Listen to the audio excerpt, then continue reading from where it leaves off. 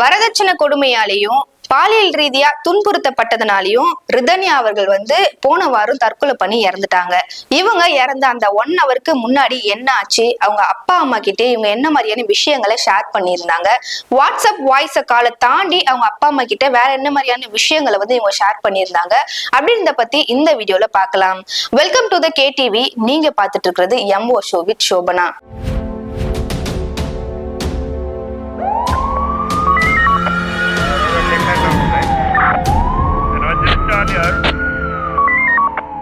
Press மீட்ல ரிதன்யாவுடைய அப்பா பல திடுக்கிடும் செய்தியை நமக்கு ஷேர் பண்ணியிருக்காரு. என்னன்னா, என் பொண்ணு கல்யாணமாகி 15 நாள்ல வீட்டுக்கு வந்துட்டா, என்ன ஆச்சுன்னு நாங்க கேட்டப்ப ஒன்னும் இல்லப்பா, நான் தங்கிட்டு போலாம் தான் வந்தேன் அப்படின்னு சொல்லிட்டு சொன்னாங்க. சரி, அதை நான் பெருசா எடுத்துக்கல. நாங்க அட்வைஸ் பண்ணி அனுப்பிச்சோம். பெரிய குடும்பம், புது வீட்டுக்கு போயிருக்கு, அப்படிதான் இருக்கும், அட்ஜஸ்ட் பண்ணி இருந்துக்கோ, முன்ன பின்ன இருக்கும், போக போக பழகிடும், புது வீடு தானே அப்படின்னு சொல்லிட்டு அனுப்பிச்சோம். அடுத்த 5 நாள்ல எங்க சம்மந்தி வீட்டுல இருந்து கால் பண்ணாங்க, உங்க பொண்ணு உங்க வீட்டுக்கு வரணும்னு சொல்லிட்டு அடம் முடிச்சு நிக்கிறாங்கன்னு சொல்லிட்டு. அன்னைக்கு நைட்டு நாங்க கிளம்பி சம்மந்தி வீட்டுக்கு போனோம். என் பொண்ணை நிக்க வச்சிருந்தாங்க. என்ன ஆச்சுன்னு கேட்டோம். என் பொண்ணு எதுவுமே சொல்லல.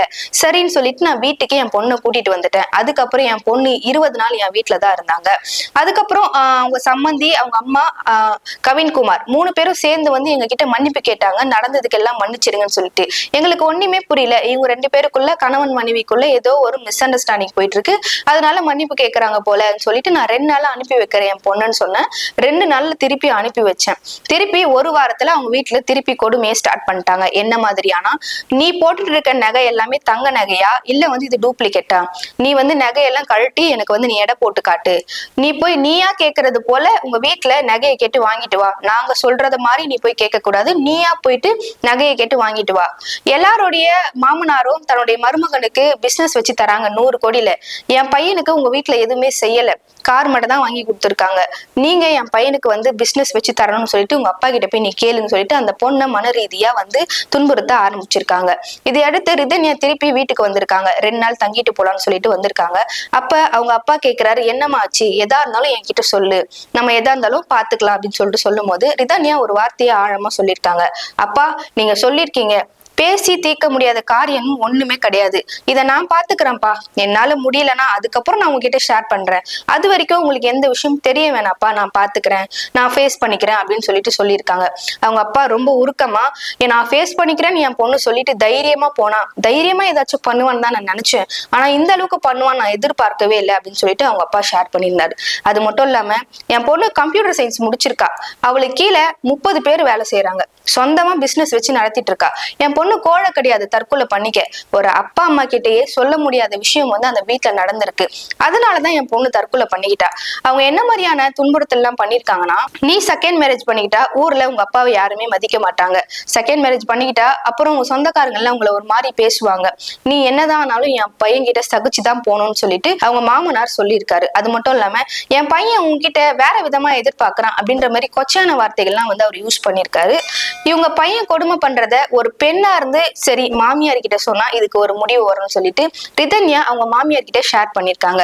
அதை எல்லாமே கேட்டுக்கிட்ட அந்த அம்மா ஒரு பையனுக்கு எந்தவித அட்வைஸும் பண்ணாம ரிதன்யா பக்கமே திரும்பி இருக்காங்க.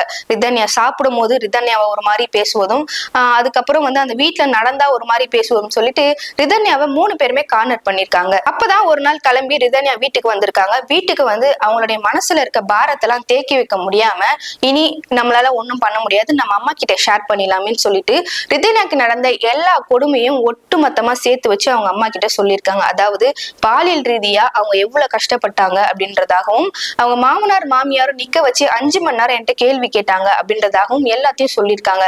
ஒரு பெத்தவங்களால இதெல்லாம் கேட்க முடியாம ரிதன்யா அம்மா என்ன சொல்றாங்கன்னா, நான் தலையில அடிச்சுக்கிட்டு நெஞ்சில அடிச்சுக்கிட்டு அழுதேன், என் நெஞ்சே வெடிச்சிடுற மாதிரி ஆயிடுச்சு, என் பொண்ணு என்கிட்ட சொன்ன விஷயங்கள் எல்லாத்தையுமே கேட்டு நான் என் பொண்ணுக்கு ஒரே ஒரு தைரியம் மட்டும் தான் சொன்னேன், அந்த வாழ்க்கை உனக்கு இனி வேணாம், அந்த கவின்குமார் உனக்கு இனி வேணாம், நாங்க உனக்கு வேற கல்யாணம் பண்ணி வச்சிரும் அப்படின்னு ஒரு வார்த்தை தான் சொன்னேன். அதுக்கு என் பொண்ணு முகமெல்லாம் மாறிடுச்சு, நான் ஒருத்தனுக்கு ஒருத்தி தான் வாழணும்ன்ற ஒரு பேட்டர்ன்ல இருக்கமா, என்னால திருப்பி வேற திருமணம் எல்லாம் பண்ணிக்க முடியாது அப்படின்னு சொல்லிட்டு நான் என் வீட்டுக்கு போறேன்னு சொல்லிட்டு கிளம்பி அவங்க போயிட்டாங்க. போயிட்டு என்கிட்ட சொன்னாங்க, இனி நான் இவங்க கிட்ட வாழ மாட்டேன், நான் எப்படியாச்சும் டைவர்ஸ் வாங்கிடுறேம்மா இவங்க கிட்டன்னு சொல்லிட்டு என்கிட்ட சொன்னாங்க.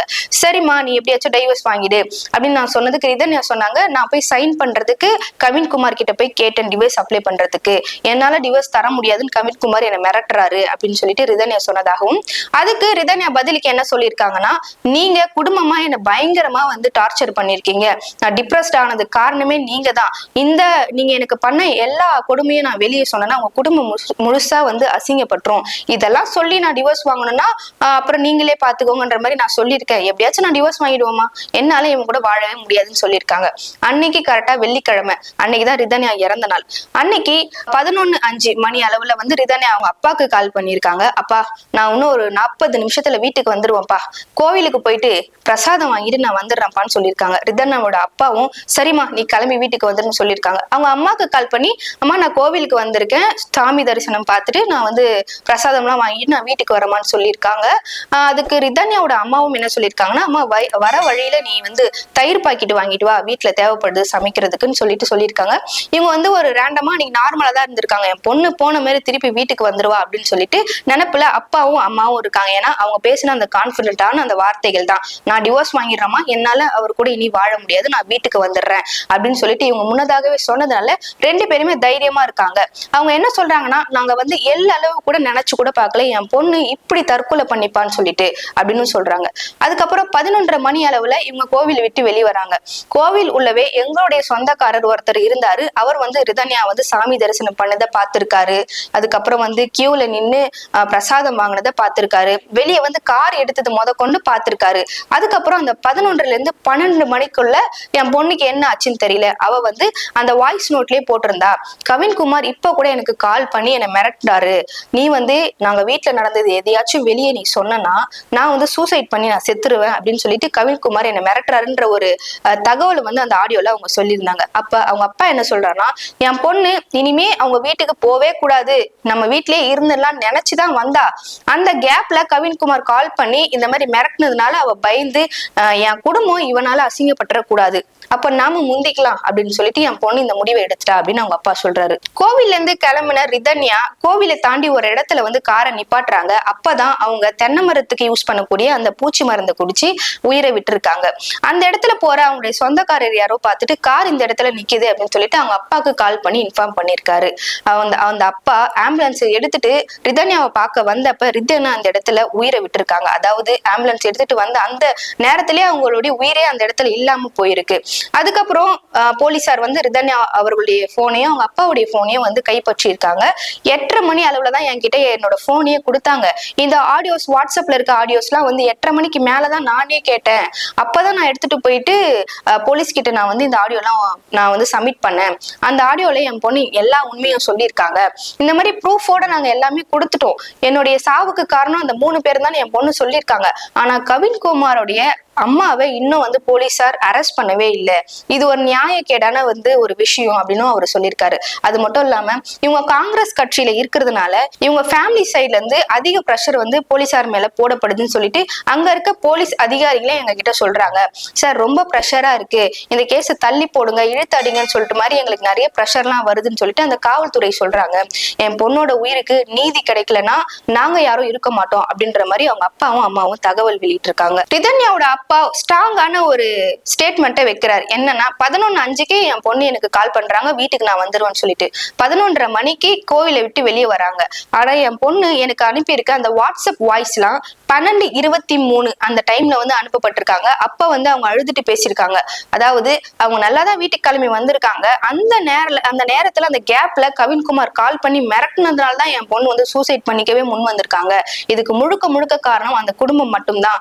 இன்னும் அவங்க அம்மாவை இன்னும் அரெஸ்ட் பண்ணாம இருக்கீங்க, அதை பண்ணுங்கன்னு சொல்லிட்டு கண்ணீர் மல்க வந்து போலீஸ் ஸ்டேஷன் வெளியே நின்று அவர் பேட்டி கொடுத்திருக்காரு. இதுல அவங்க அப்பா வேற என்ன தகவல் வெளியிடுறாருன்னா, நாங்க எஃப்ஐஆர் போட்டோம் அவங்க ஃபேமிலி மேல, அந்த எஃப்ஐஆர் காப்பி கூட இன்னும் போலீஸ் ஸ்டேஷன்ல இருந்து எங்க கைக்கு வரல, போஸ்ட்மார்ட்டம் ரிப்போர்ட்டும் என்ன ஆச்சுன்னு தெரியல, அதை பத்தி நிலவரமும் எங்களுக்கு தெரியல. போலீஸ் கிட்ட கேட்டனா, சார் எங்களுக்கு மினிஸ்டர் சைட்ல இருந்தும் மேயர் சைட்ல இருந்தும் ரொம்ப பிரஷர் போடுறாங்க, டெய்லி கால் வந்துட்டே இருக்கு அப்படின்னு சொல்றாங்க.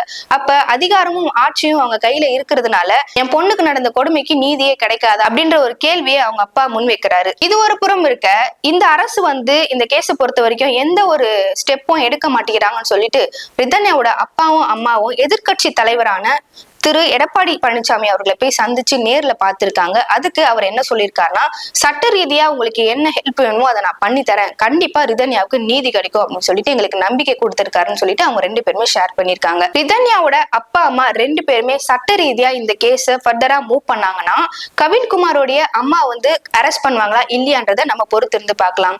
இன்னொரு வீடியோல உங்களை வந்து சந்திக்கும் வரை உங்களிடமிருந்து விடைபெறுவது நான் உங்கள் சோபனா. நன்றி, வணக்கம்.